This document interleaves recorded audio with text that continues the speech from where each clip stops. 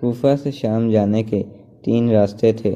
پہلا راستہ غیر آباد اور صحرائی اور غیر معروف تھا، جو نزدیک ترین تھا۔ اس راستے سے قافلہ اس لیے نہیں لے جایا گیا کیونکہ اس کی ویرانی کے سبب یزید کی فتح کی تشریح ممکن نہیں تھی۔ مزید یہ کہ اہل بیت کی توہین کرنا، جو دشمنان اہل بیت کا اولین مقصد تھا، جو اس راستے میں پورا نہ ہوتا۔ دوسرا راستہ گرچہ درمیانے فاصلے پر تھا، لیکن اس کی گزرگاہوں پر جو علاقے آباد تھے ان میں محبان محمد و آل محمد کی کثرت تھی، اور یزیدی لشکر کو اس بات کا ڈر تھا کہیں وہاں کے لوگ مداخلت نہ کریں، لہذا یہاں سے گزرنے کا ارادہ منسوخ کر دیا۔ تیسرا راستہ طویل تھا، گو کہ اس کی گزرگاہ میں دشمنان اہل بیت کی کثرت سے آبادی تھی، اور یہاں اہل بیت کی تشہیر کے مقاصد پورے ہونے کا امکان تھا، لہذا وہاں سے گزرنے کا فیصلہ کیا تاکہ زیادہ سے زیادہ توہین اہل بیت کی جائے اور دشمنان اہل بیت خوشی کا اظہار کریں۔ کوفہ سے یہ قافلہ زہر کی سربراہی میں چلا تو اس کی کیفیت یہ تھی: جناب سجاد کے گلے میں توق، پاؤں میں بیڑیاں اور ہاتھوں میں رسیاں تھیں۔ تمام دختران زہرا اونٹوں پر سوار تھیں۔ محفر ابن سبلہ اور شمر سالار قافلہ تھے۔ 1000 سپاہی پیادہ تھے۔ جناب سجاد نے پورے راستے میں کسی سے کوئی بات نہیں کی۔ جب قافلہ دربار یزید پہنچا تو محفر نے بلند آواز میں کہا: نافرمان باغیوں کے سر لے کر محفر حاضر ہے۔ اس وقت جناب سجاد نے محفر کو دیکھ کر فرمایا: میرے خیال میں کرۂ ارض پر تیری ماں سے خبیث ترین بیٹا کسی ماں نے نہ جنا ہوگا۔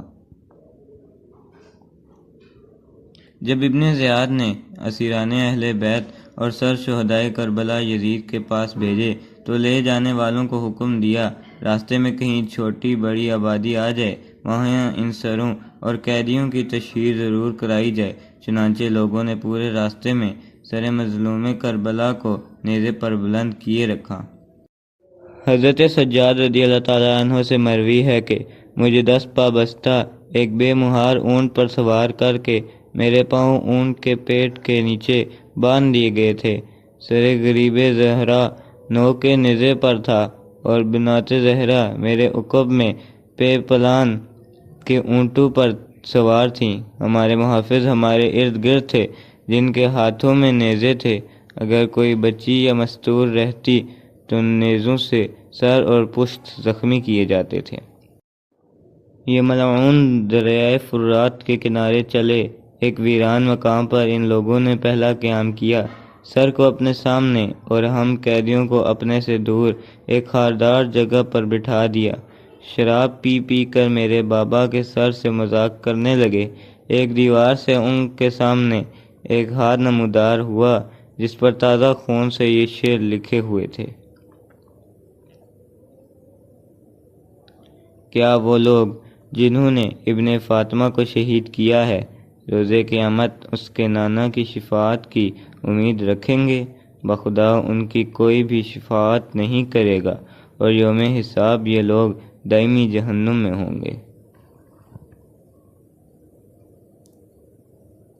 یہ دیکھ کر یہ لوگ گھبرا گئے اور فوراً وہاں سے اٹھ کھڑے ہوئے اور کوچ کا حکم دیا۔ آگے چل کر ایک راہب کے دیر میں اترے۔ وہاں بھی دیوار پر ایک شعر کندہ تھا جو انہوں نے راہب سے پوچھا: یہ شعر کس نے لکھا ہے؟ اس نے جواب دیا: میرے علم کے مطابق تمہارے نبی کی بعثت سے 500 برس پہلے کا شعر لکھا ہوا ہے۔ یہ سن کر لوگ گھبرا گئے اور وہاں سے بھی کوچ کیا۔ جس جس جگہ جاتے تھے ان لوگوں سے اپنا اور اپنے گھوڑوں کا قیام و بعام مانگتے تھے اور بتاتے تھے کہ ہم ایک باغی کا سر اور اس کے اہل خاندان کو گرفتار کر کے شام لے جا رہے ہیں۔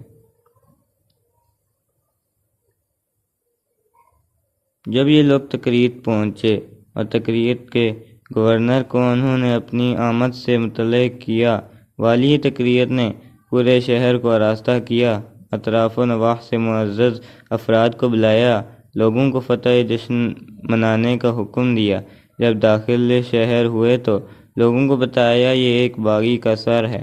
ایک نصرانی جو کوفہ میں سر غریب کو دیکھ چکا تھا، اس نے اپنی برادری کو جمع کیا اور انہیں بتایا کہ یہ کسی باغی کا سر نہیں ہے بلکہ فرزند رسول صلی اللہ علیہ وآلہ وسلم کا سر ہے۔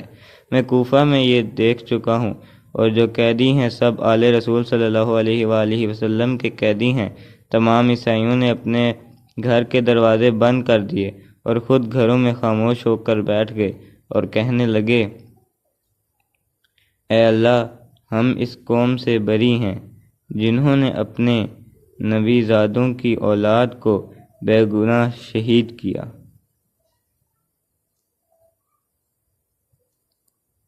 جب انہیں عیسائیوں کے متعلق معلوم ہوا تو یہ لوگ شہر میں داخل ہوئے بغیر تیزی سے باہر نکل گئے۔